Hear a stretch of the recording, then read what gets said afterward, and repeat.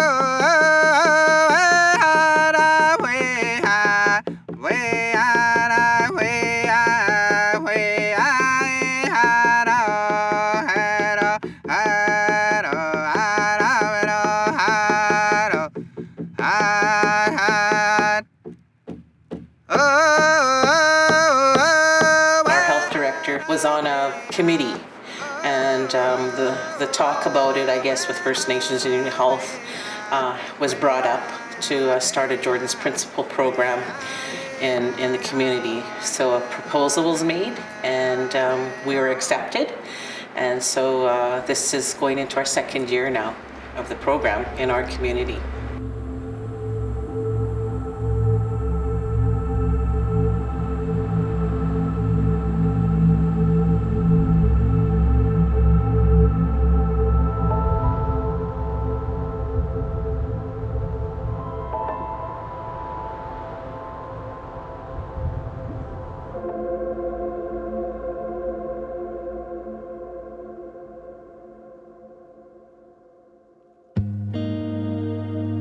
About 18 years ago, a little boy from Norway House was born. His name was Jordan River Anderson.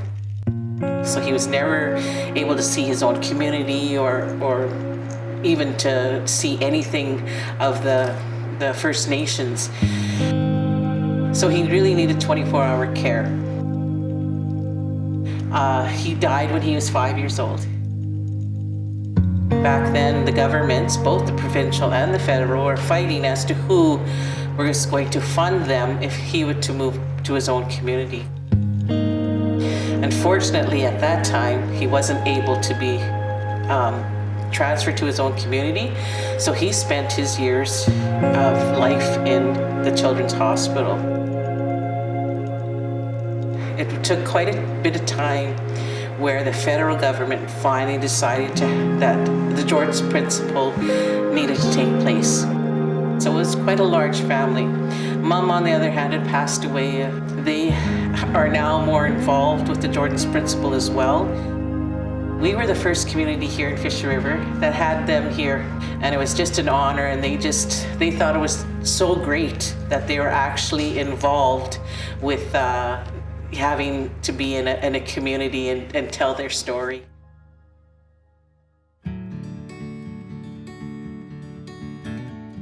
Our program is unique in its own way. We work closely with other service providers in the community. When the referral comes in, we meet as a team in the school, and depending on their need, we work together, whether if they need speech and language or OT or PT, So we try to provide those supports. So now they're able to be in school. Since our program started, I do have 2 full-time respite workers and 2 part-time respite workers.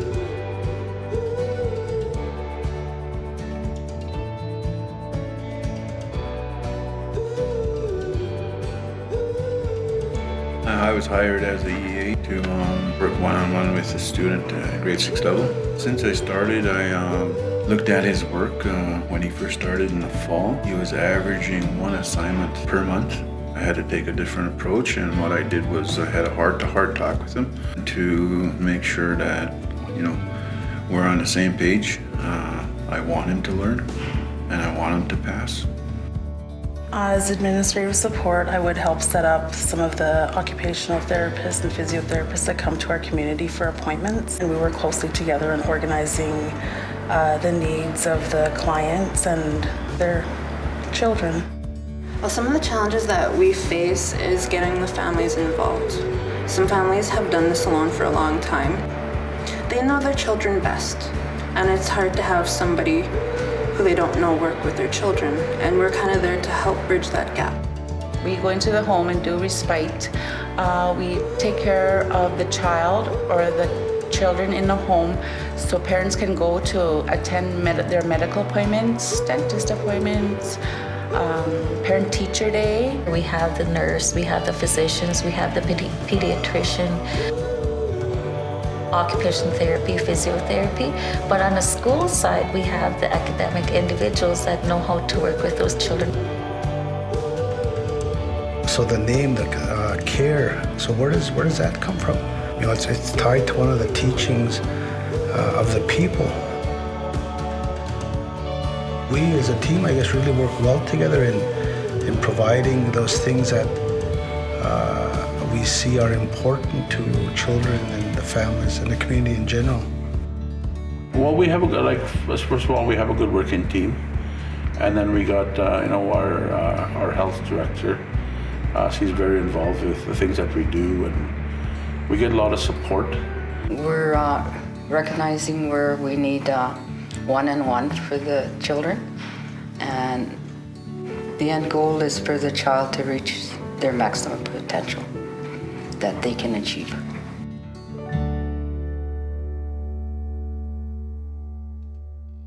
In 2008, I met Bryden.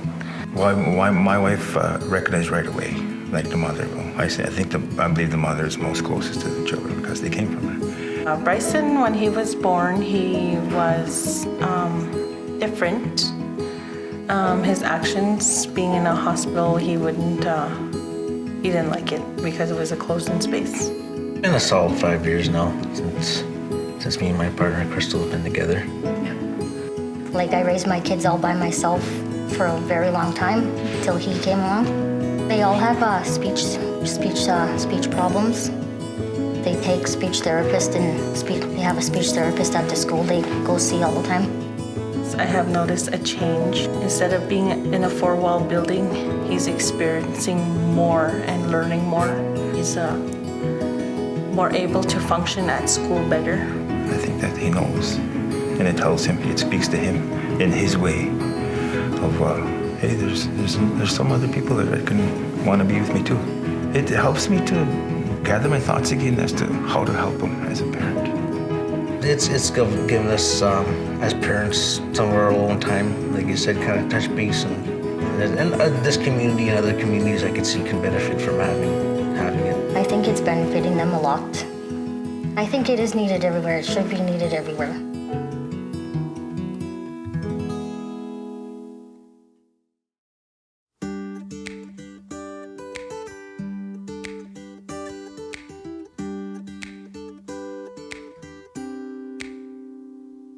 We have really good communication with one another. We have a book called the Cardex. In there, it gives all the information about the child, who the parents are, if there's allergies, so that we can always keep ourselves knowledgeable about what each child needs.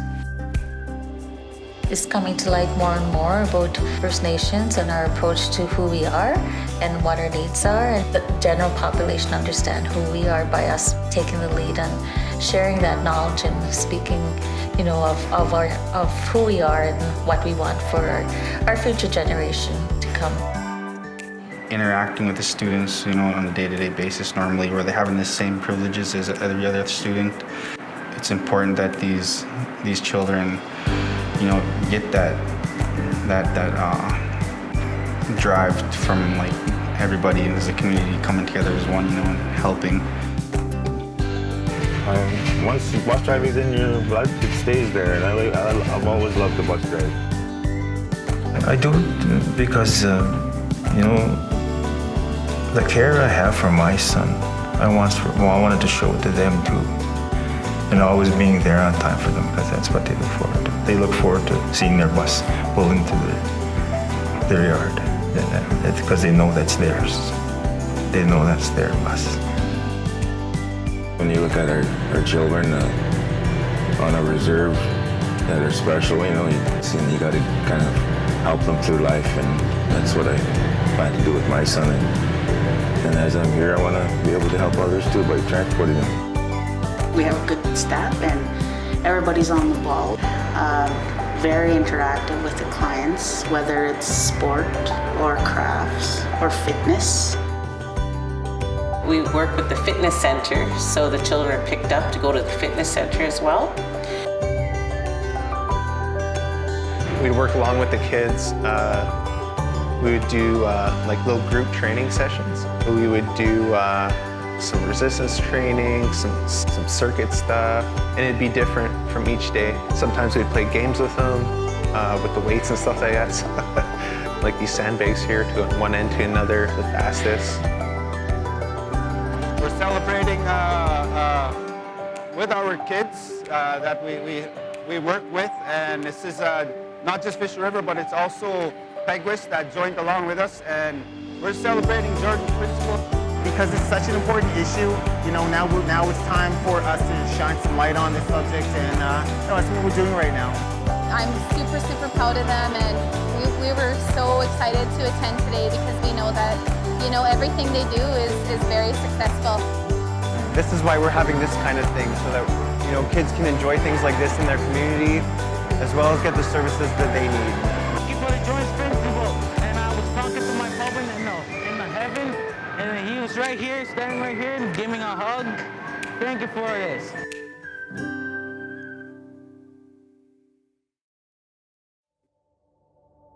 Everything that we do has made our program as it is today. If we didn't have good direction, if we didn't have people sharing, giving the great ideas that we can come up with, we wouldn't be a success. It happens because of their actions. Actions prove it all. Words are nothing. Don't put limitations on a child. Let them grow as much as they have potential to. These kids are gifted, yeah. It doesn't matter how much we know, we still learn every day. These kids will teach us too. Health Canada is one of the greatest things that ever happened to us and our family. They're pretty awesome people, and I think this program is really awesome in our community.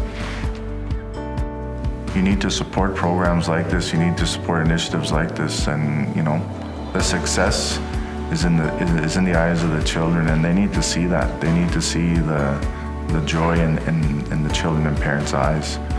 If another community wants to move in the direction that we have, they gotta have a strong team that's willing to work together, and those partnerships are important. It's not what can somebody do to help our children, it's what can we do to help our children. That's the big piece. What we have today for children and for other families comes as a result of what his experiences were as a young boy. His death is not in vain. We have a real opportunity now to make, meaningful impressions on children's lives and families' lives, so that they too don't have to experience what Jordan and his family experienced. The strength that we have with our Jordan's principle is to meet the needs that Jordan River Anderson wasn't given. And I said, what would you do if you could lose all your burdens? Yeah.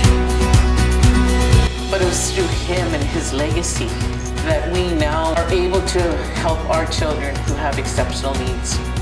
We really respect Jordan because of he's led this way for us.